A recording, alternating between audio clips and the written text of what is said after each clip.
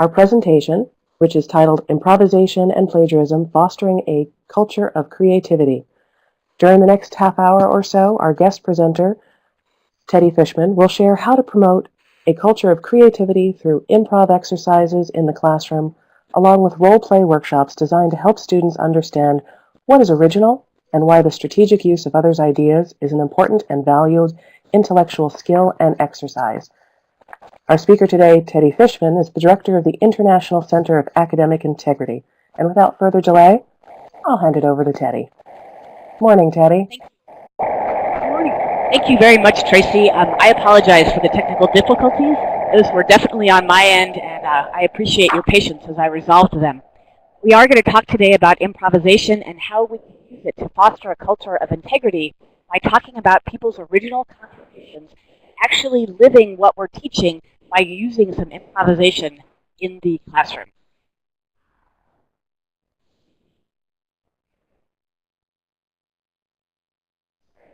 Here we go. Because I do direct the International Center for Academic Integrity, it's important for me to be very particular about acknowledgments. Some of what I'm going to present here has come from previous individual and collaborative work. Some of it's been my own, some of it's been with the International Center for Academic Integrity, and some of it's been with the Rutland Institute for Ethics.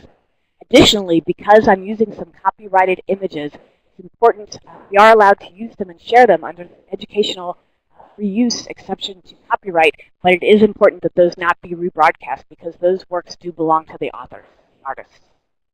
So, when people talk about improvisation in the classroom, one of the first things that often comes to teachers' minds is what they do when somebody asks them a question that they weren't expecting, or when the conversation turns somewhere that you're not prepared to deal with. And especially new teachers sometimes think that it's about pretending or fudging your way through knowing something that you don't. But actually, improv is not just a pedagogical technique, but it actually is, as one of the people that I've referenced in the TED Talks, he actually calls it a way of being, because it is learning to explore things in a very open and genuine way. It's a way of listening, it's a way of thinking, it's a way of being. The very last thing that it ever would be is to pretend that you know something that you actually don't know. What it is instead is being willing to give up some of the control that you usually exercise or operate with in the classroom in exchange for actually investigating something that you don't yet know. So it is being willing to loosen the reins, being willing to let the conversation go where it needs to or where it wants to. It's a way of investigation that is authentic learning. It's also the willingness to trade your own script for something that's a little bit more experiential, so that instead of you telling students, explaining to students, or having them learn it secondhand, instead they have the opportunity to actually experience the learning for themselves. All right, I'm going to take a break right now, and I'm going to turn it in so that we can get a higher quality audio, because apparently people. My apologies for this, but I'm going to call right now. So let's pick up where we left off. Improv really is a way of trading a scripted experience for more experiential learning. And that's part of why it's so valuable for anything, really, but especially for issues of integrity that the students may think that they already understand. So often when we try to explain something to students, we talk to them in terms of what an experience would be like if they were having one, and improv is a way of actually allowing them to have the experience instead of just think about what it would be like to have that experience. So here's an example of one that an improvisation that I used, and I'm going to talk about two different kinds of improvisation you can use in the classroom. One of them is when the teacher is actually the person doing the improving, and the other one is when the student is the one doing the improving. Now, in both cases, the teacher is giving up a good amount of control, but also in both cases, the primary learning objective is that the student gets to have some sort of experience. So one of the ones that I used recently was to try to demonstrate the principle of fairness. And I was actually working with groups of students who had been found guilty of some kind of academic integrity infraction. So they had plagiarized, or they had cheated, or they had colluded when they weren't supposed to, and now they were in a class with me, and instead of doing the thing that people often do, which is to give them an essay to write about why what they did was wrong and they're not going to do it again, I wanted them to actually have a genuine learning experience. So what I did with them is I told them I'm the director of the International Center for Academic Integrity, which is true, and then I told them that I was trying to figure out which way of having students write about their experience would be most effective. And I wasn't sure about length, so that I was going to do an experiment with the class. And one group of the students were going to write I can't remember, maybe a 750-word essay, and the second group of students was going to write a 1,500-word essay, and the last group of students was going to write a 3,000-word essay. And then I was going to compare all the essays and the outcomes and see which one had the greatest effect. And I told the students, this is maybe 20, 25, maybe 30 students. I told them, I said, don't worry, no matter which size essay you get, no matter how many words you have to write, you're going to get the exact same credit for doing this. And then I went on and talked about what they'd be writing about. And you could see the students that I had put into that last group, the students who were going to have to write 3,000 words or 5,000 words, however many it was, they were getting progressively more agitated. And finally, I asked them, I said, is something bothering you? Don't worry, everybody's going to get the same credit for this.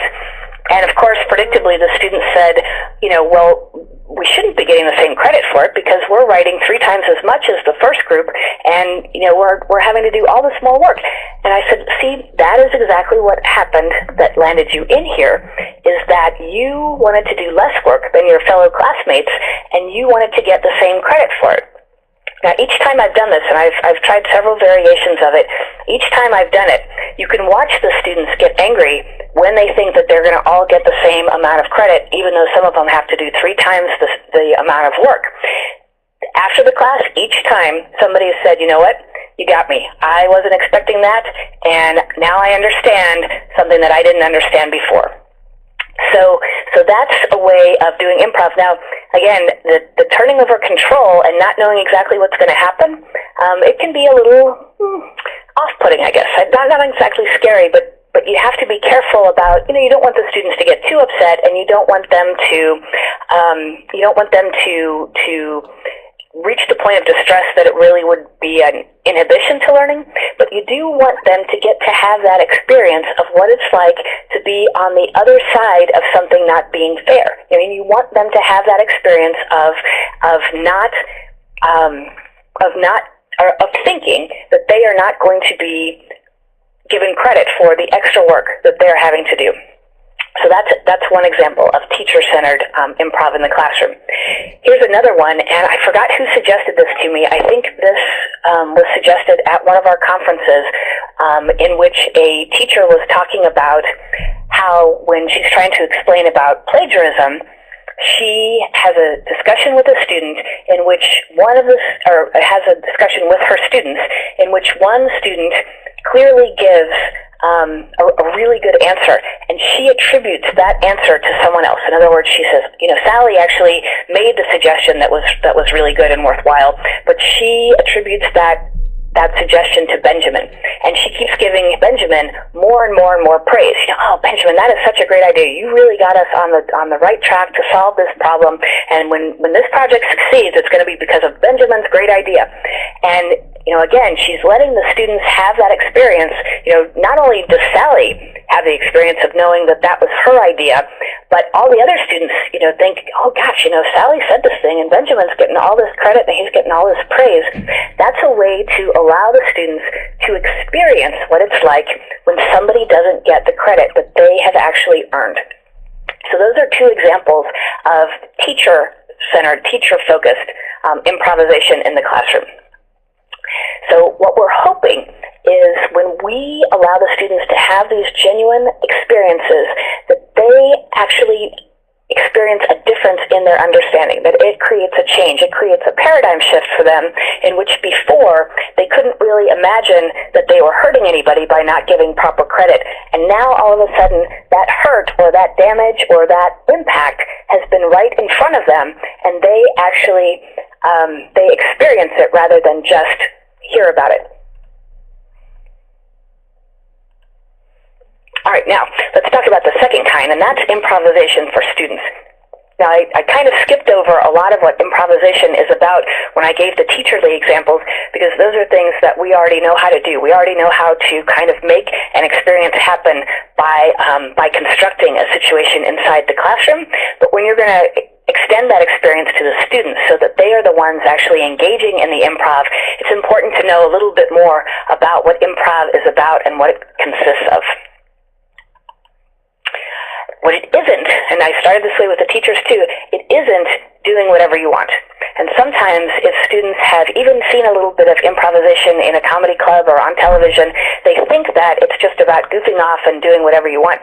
But actually, one of the key things about improvisation that makes it so valuable is that the making things up and the creativity, all of that occurs inside a structure, and the structure turns out to be very important for giving the freedom to explore ideas.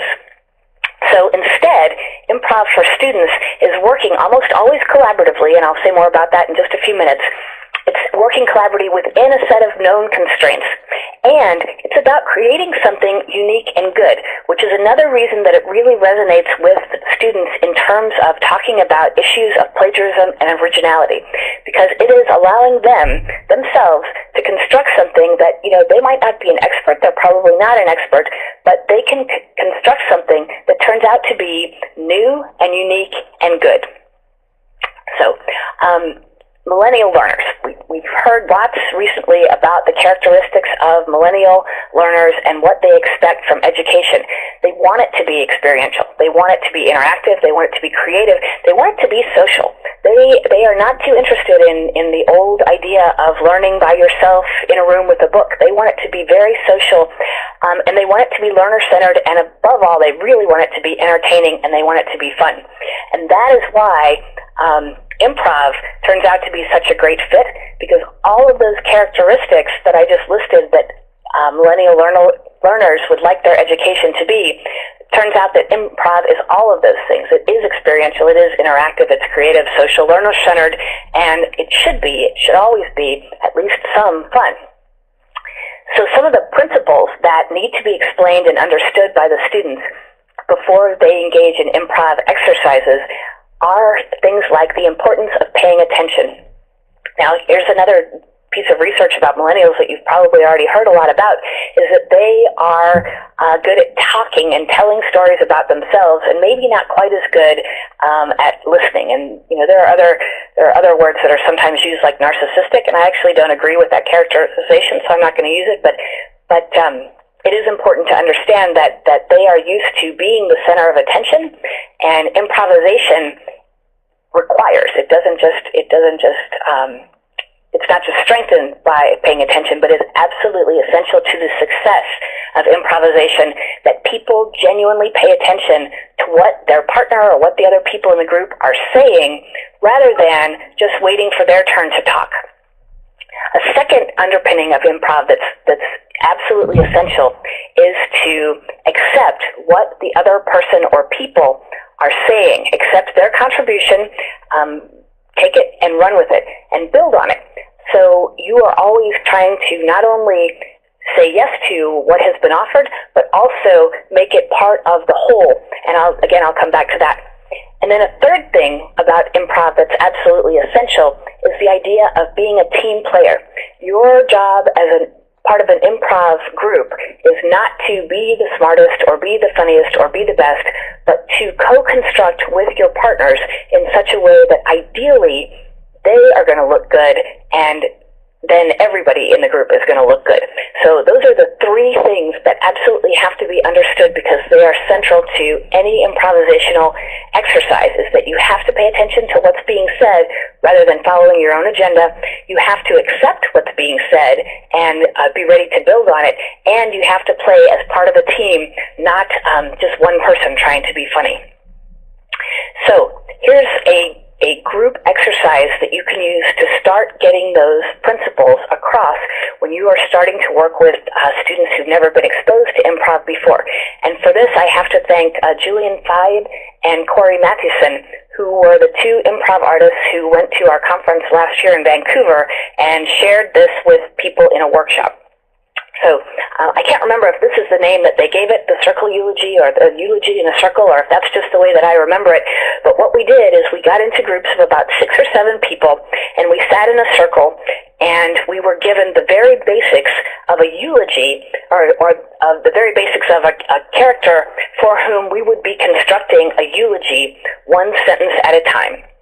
So they gave us a name, and I think they gave us, or I think they solicited from us an occupation. So, like, let's say that the person that we're eulogizing, her name is Julie, and she was a bricklayer, and she had as a hobby that she liked to knit sweaters. And that's what they gave the entire room. And then we got to start building that eulogy one person at a time. So the first person who spoke said something, I'm just kind of making this up now. She said something about, oh, we're all here to remember Julie. She's a wonderful part of our community. And then, it was the next person's time because it was just one sentence at a time. And the next person said, as a bricklayer, she's responsible for a lot of the buildings that still stand in our town. And then the third person says, and because of her interest in knitting, many of the cats in our town now have sweaters. And now, see, that's an example of when you have to go with the thing that the last person said and build on it. Now, I'm sure the person who was handed that line wasn't expecting to have to say something about cats and sweaters. But that's what they were given, and their job is to build on it. So the person after the cat sweater person got to say, before that we had a problem with hairless cats in this town, and then the next person builds onto that. And Julie was tired of all the cats seeking shelter in the buildings she had built, and then the next person gets to add, and so she addressed the problem of the hairless cats in the buildings with her sweater knitting. And you see how it all builds on the next thing. And then at the very end, each circle got to share with the room the construction they made about Julie. And of course, they're all different, some of them funnier than others. But the idea is that whatever you are given, you accept. That's the next place we're going, and you build on it so that it's a consistent whole. And ideally, you get to explore your creativity in a setting that is very, very open, accepting, trusting, and supportive. So once you've done some exercises like that, then you can move on to some exercises that are a little bit more challenging. But no matter what the exercise is, you have to build that basis of positivity and trust, because without it, people don't feel free to explore no matter what the idea is that comes into their mind. All right, so then after you've established that climate of trust and positivity and supportiveness and accepting and what they call in improv the yes and principle, then you can move into something that's a little bit more challenging. So this game is one that I've seen in improvisational theaters, and it's on the Whose Line Is It Anyway show. And the idea is that a setting is created, and what people in the audience have the opportunity to do is to make the dialogue change. So say that you start out giving the students the scenario that someone has been pulled into the chancellor's office because they are investigating a cheating ring at the school. And now one person is assigned to be the investigator, and one person is assigned to be the person who's being interviewed, and a third person is assigned to be maybe a teacher in an English class who was the person who was concerned about this in the first place. And they start their conversation. And maybe the first person says something like, all right, I brought you in here to talk about whether or not we have a cheating problem at our school. Now, immediately, somebody, whoever's assigned to be the person who gets to call the shots, can say ding or ring a bell and send them off in another direction. One of the common things is to completely change their mind and say the reverse of what they said before.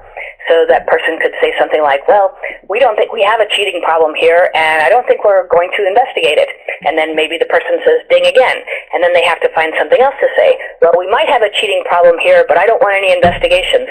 And that just keeps going until the people are no longer dinging because they're no longer unsatisfied with the answer that's being given. And you have to obviously let the story progress, so you can't just ding forever. But the nice thing about this exercise is it does force the opportunity to consider perspectives that you ordinarily wouldn't have. So maybe at some point in the conversation someone says, we're not going to tolerate any cheating at this school.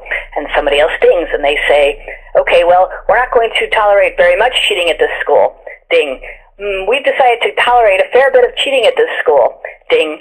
You see how it allows the audience to participate, or at least the person who is in charge of the ding. It allows them to participate and forces the participants to explore things from a couple different angles. And you can tell that this is a little bit higher pressure than the first exercise that I mentioned, because in the first one, there's not going to be any dinging. There's going to be just an acceptance and building. In the second one, there's also going to be acceptance and building on the part of the participants, but the people in the audience get to redirect them until they come up with something that they want or something that they are willing to have. So those are two examples of student-centered games that you can do. I'm going to say just a little bit more about what the students should be gaining from these kinds of improvisational exercises.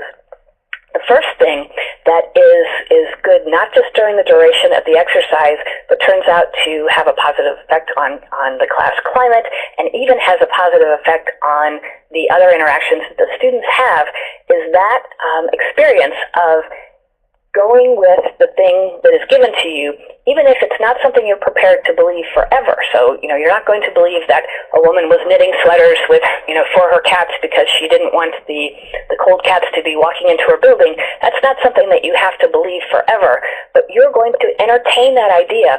You're going to say yes and, instead of saying that's preposterous.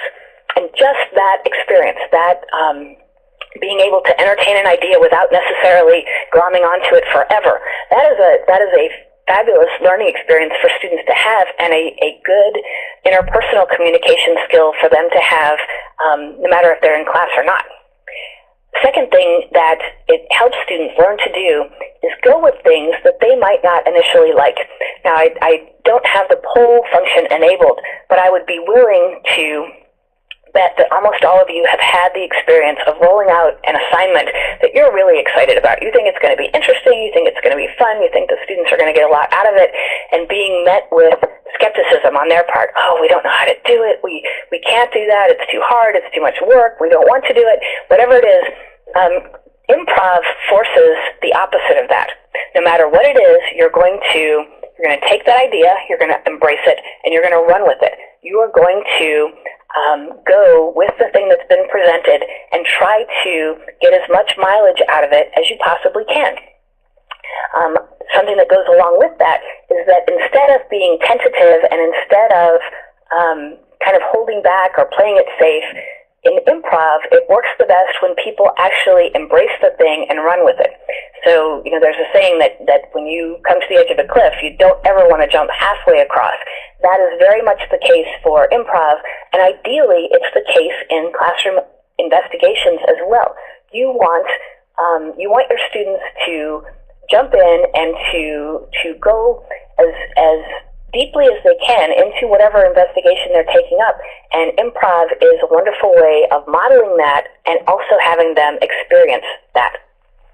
Another benefit for improvisation is that if it's going to work, it has to be collaborative rather than competitive. You don't want to You don't want to make yourself look good at the expense of the other person, that is, or people. That's going to make the improvisation awkward and uncomfortable, and it's probably going to run it right into the ground.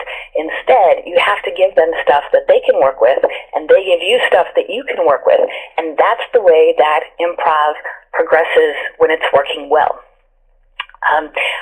Another principle, another takeaway for students is that practice of watching and listening, because you really have to be in tune to what the other people are saying and doing, and then engage with what they have said, what they have done, and build upon it.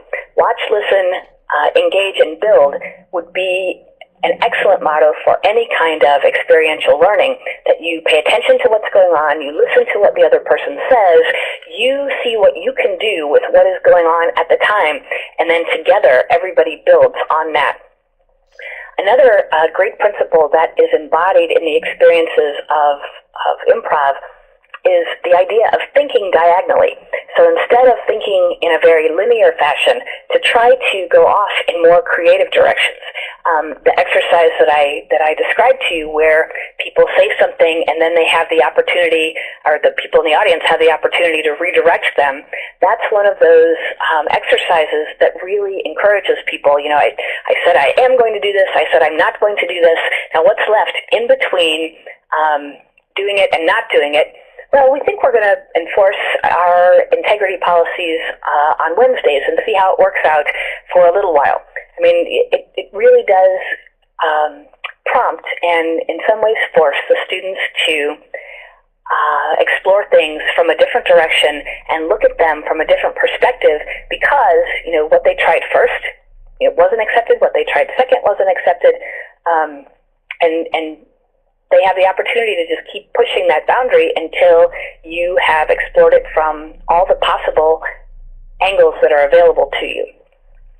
Another principle, and you know, if everybody got to have the experience of seeing how badly it looks when somebody does do that negativity, it does greet the improvisation with negativity instead of positivity, it would be such a life lesson for what happens in classrooms, what happens in boardrooms, when people are brainstorming and all of a sudden somebody rejects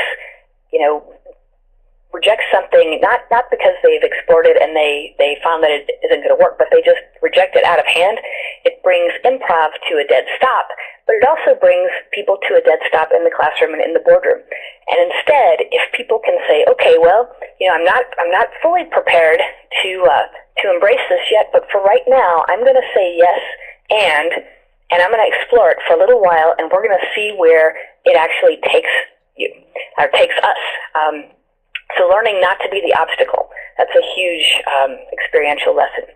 Now here's another one that people say particularly applies to millennials. I don't think that any of us are necessarily comfortable with failure when we are the age that most of our students are, but we do learn through failure in a way that we don't learn in other ways. So the idea that sometimes you're going to have an idea, you're going to try to go a particular direction, you're going to experiment in a particular way, and it isn't going to work, and that isn't going to be the end of the world. That is an excellent lesson that can also be imparted through improv, that there are going to be things that you think are going to work, and they just turn out not to work. So instead of fearing failure, really the only way to get comfortable with failure, or as comfortable as we can be with failure, is to experience that failure and see what happens in the wake of that failure. That, you know what, it is not going to be the end of the world if this particular thing doesn't work. What's going to happen is I'm going to learn a lesson about what works and what doesn't, and I'm going to be better next time. So embrace the mistakes, and especially embrace the learning that comes from the mistakes. And then last but not least, and you know, if I could really give one gift to students and teachers in classrooms, I think this would probably be the thing that would have the most positive effect, is that when you engage in any kind of experiential learning, or really any kind of learning at all, you need to be prepared and willing to actually be changed. You have to enter into inquiry with the idea that the things that you believe right now might turn out to be wrong. Something else might turn out to be more compelling, have better evidence, might just, flat out be better. And improv is all about that, because you actually have to pay attention to the direction that things are going. And even if you have something, you're just dying to get this one-liner that you prepped for it, and 3 rounds have gone by and you're all ready to say it, and all of a sudden the person before you takes the story in a different direction, you have to be willing to be changed. All right. So those are the takeaways. Those are some of the takeaways for students. Now I want to talk about some of the takeaways for teachers, and this applies equally to whether you're talking about teacher-centered improv or student-centered improv. And good teachers are masters of this. I had some really wonderful teachers that no matter how ridiculous someone's suggestion or someone's answer was, they always found something good to go with in what was said. So that's one of the things that improv definitely helps you do when you are engaging in it, and when you are coaching students to do it, is it helps you remember to always find the good. A second thing that improv is great for, and this is where, again, it gets just slightly scary, is you have to learn to fall out of love with your own script and your own agenda.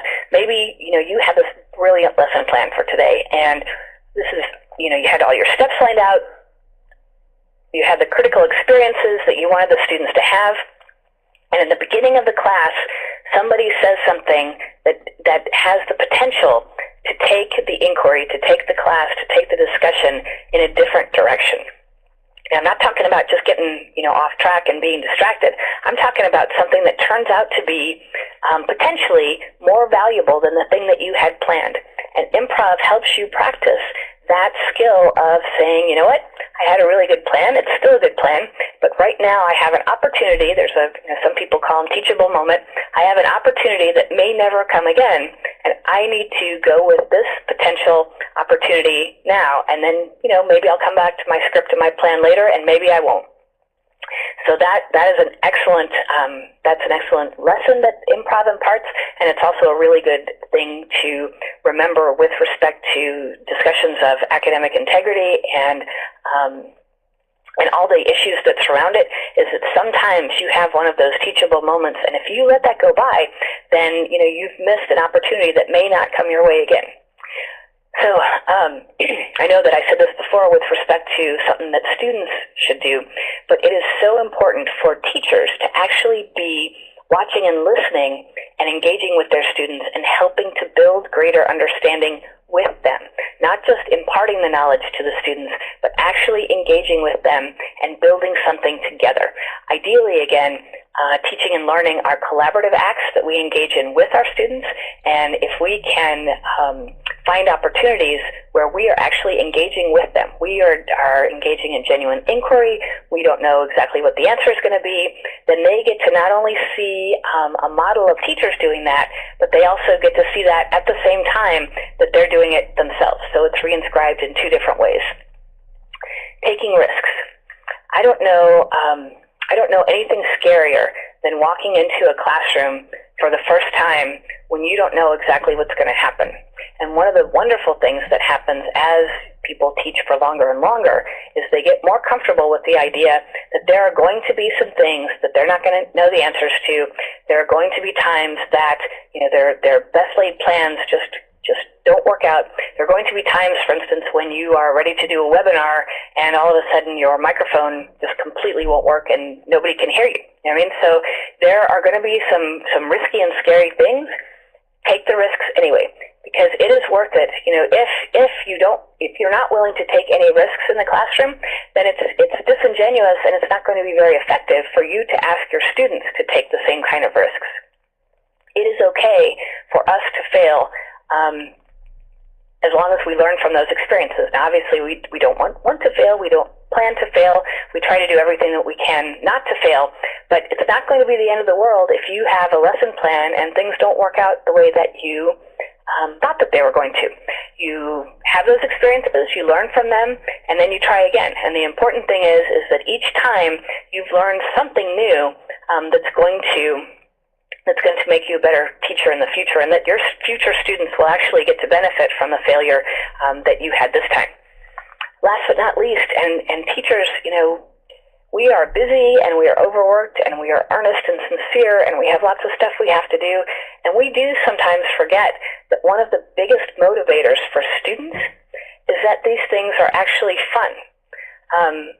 I was lucky enough to have teachers, and I would bet if you're in education, you had some teachers too, that you could just tell were having a blast in the classroom. I had a biology teacher who had African cichlids, and you could just tell she enjoyed those fish, way more than you would think anybody would enjoy a fish tank full of fish. I had English teachers who enjoyed wordplay and helped us enjoy wordplay. We are doing everyone a disservice if we talk about academic integrity issues as if we, couldn't make any jokes or have any fun with respect to that topic. Engage your students, let them play. I have a colleague in Wales, actually. I will try to remember his name. And he says sometimes you have to put the play in plagiarism.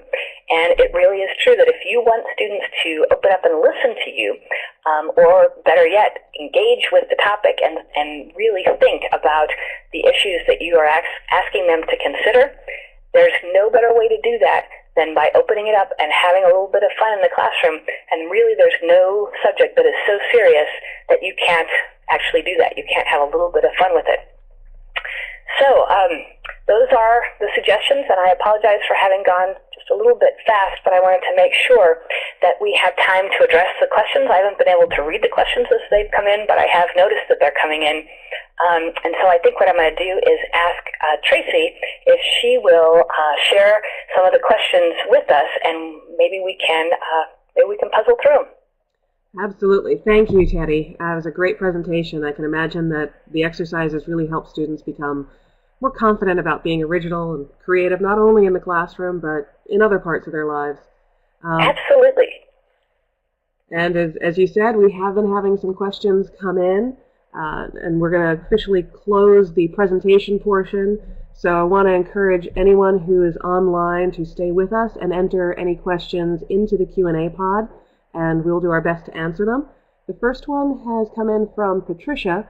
Do you have examples of online improv that you could share with us?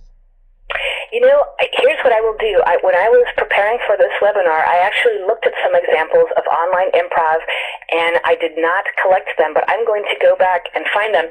There are a couple of people who give webinar and podcast improv lessons, and there are also people who get together online in online spaces and do improv in those spaces. And I wish that I had written down because I looked at them and found them interesting, but I didn't include them in this presentation. But what I will do is, as soon as we're done here, I will go find some of those examples and I will give them to Tracy so that she can post them as additional resources, because I know that they're out there. I would have to search again for them, and it would probably take too long.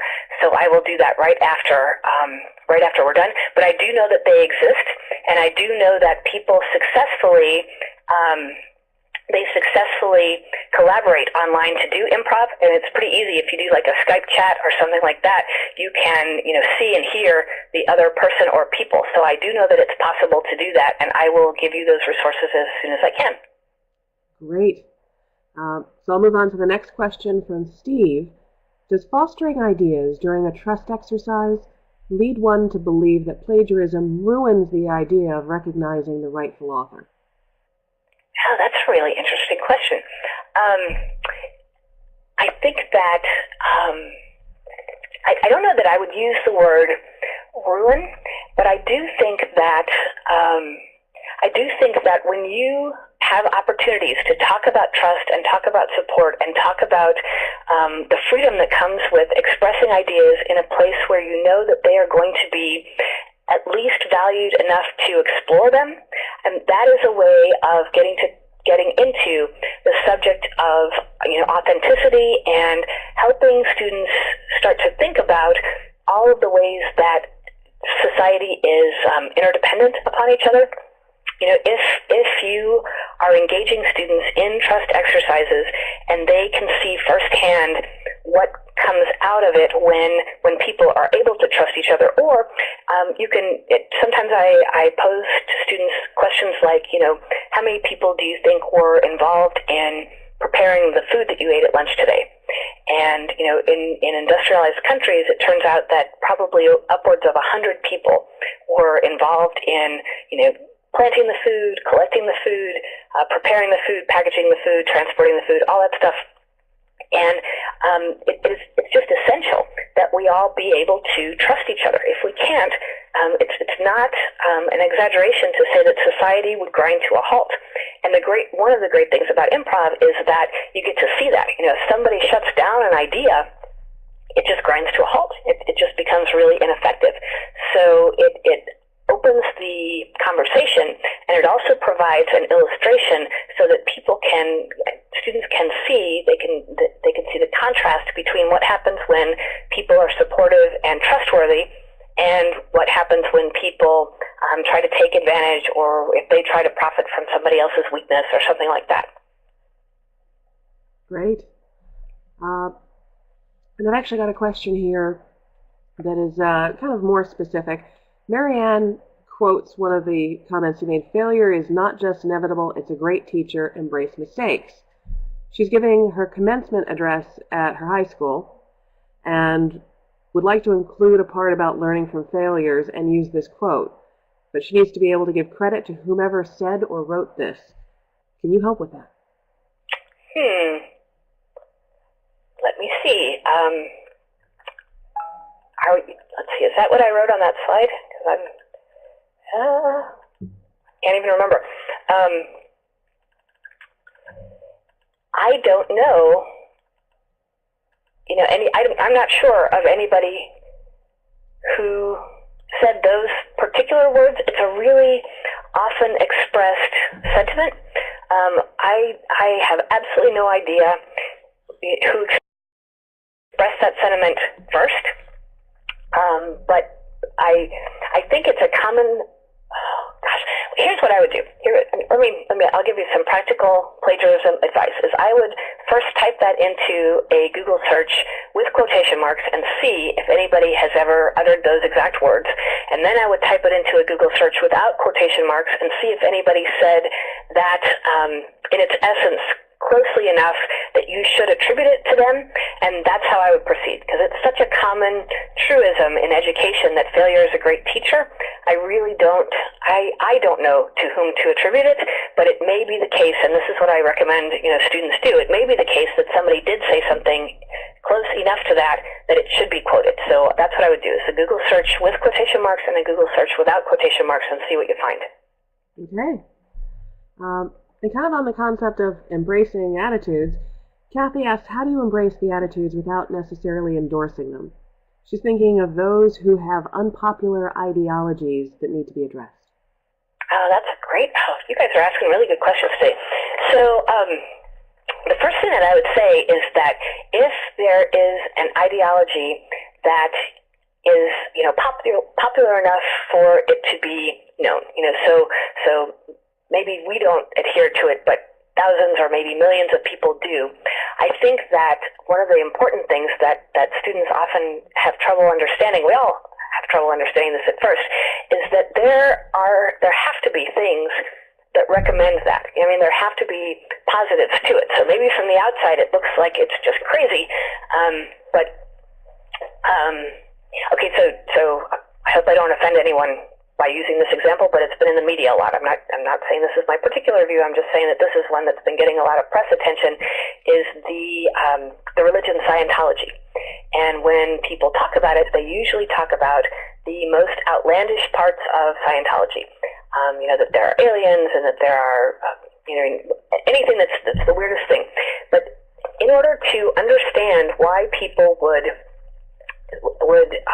embrace that as a religion, you have to entertain the ideas. You have to go beyond those things that seem like they are just outlandish and get into the parts that, obviously there must be something there, because thousands of people, maybe millions of people, think that it's worthwhile.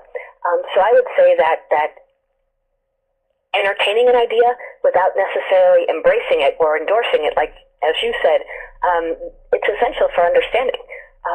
And you can certainly talk about things that don't make sense. Just because you are entertaining an idea when you move on to the discussion part, so maybe you've done an improv exercise and people have role played some of those ideas and they've gone with them during the improv exercise, it's perfectly fine to later say, okay, so what are some of the ways that we can look at this analytically now? But what you don't want to do is you don't want to destroy the trust or undermine the trust by saying, okay, we are going to do this for right now, and then we're going to pick apart what people said and did. That's not what you want to do. But I would say that it's absolutely essential to have students entertain those ideas without necessarily endorsing or embracing them. Okay. And then we've actually gotten a group of questions, a number of different people asking variants on the same question. I'll read you a couple from John. This sounds great to me, but I'm an extrovert. Isn't this type of approach disadvantageous to the shy, introverted student? And Wendy asks, how do you get those quiet students involved? Okay, so that's another. See, I should have made better notes while I was researching this, because what I did and what I typically do is I wrote down the stuff that I thought I was going to use, and I just kind of was like, oh, that's interesting for the other stuff. But I should have.